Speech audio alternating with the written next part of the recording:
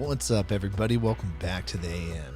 So, guys, I want to talk about character, and I want to talk about your personal character. I think that character is highly underrated, and what I mean by that is this: who you are behind closed doors and who you are when nobody's looking.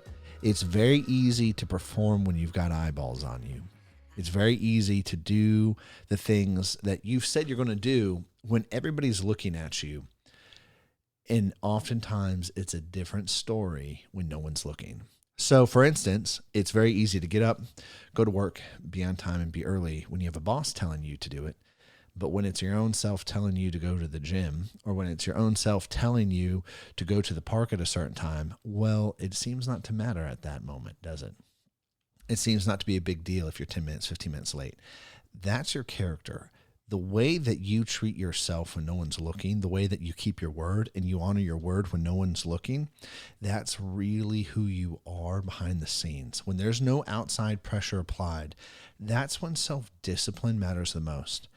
And it's very interesting because when you are in a system, the discipline's created for you and reinforced. And I'm not saying that really being on time for work doesn't require you to have some form of discipline, but it's not true self-discipline because other factors and pressure is involved. And I want you to think of it this way. Cool. You're playing sports. Your coach, right, is the one in charge of conditioning. He's the one in charge of telling you when the workout's going to end. He's the one in charge of telling you what the workout's going to be. He's the one in charge of telling you how far and how hard you have to go. Not you. And so there's a pre-built system that you conform to, you agree to and say, I will do this, versus you're the only one telling you what you're going to do. You're the only one telling you how far you're going to go. You're the only one in charge of quitting or not quitting. You're the only one in charge of those things.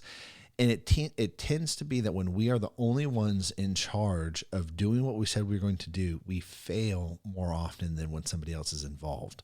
I'm saying this because the higher up you go in freedom, the more self-discipline is required. The higher up you go in authority, the more self-discipline is required in order to steward your life and steward the responsibility that's given to you. The higher up you go in leadership, the more self-discipline is required. And that self-discipline is going to come from your character, who you are. You said, cool, I'm going to get up and make my bed every morning. Do you actually do it? Nobody sees that. Do you do it? I'm going to get up and I'm going to work out. I'm going to get up and I'm going to count my calories. I'm going to do these things. Do you do it? Now, here's the other thing. You can be so focused on the self-discipline. You can be so focused on the task at hand that you forget what life is about as well. Because you can be obsessed with, hey, I'm just going to work hard and grind, and then you forget about the other side too. See, I think having a healthy balance and character to where you serve, you love other people, you're not just about just grinding out day after day ruthlessly and heartlessly to accomplish the mission. You will go farther with people than you would alone. And think about that. Every major success involves people being and coming together as a team.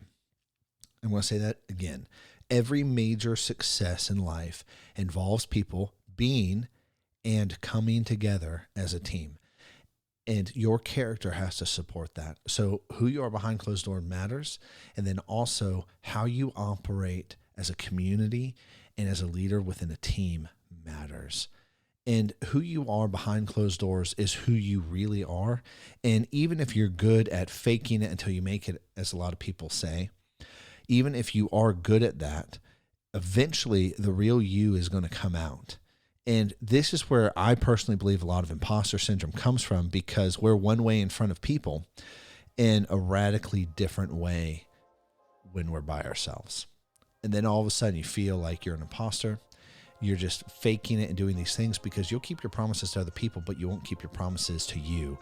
And you are one of the most important people to keep promises to. Think about it. If you lie to yourself, how would you ever believe yourself when you say you're going to do something? You have distrust towards yourself and you have broken trust towards yourself. So anyways, all that being said, character is one of the most important things that you can have. as a person. It's one of your most valuable attributes and things that's been put in your possession to steward. So take care of it well. Anyways, guys, peace.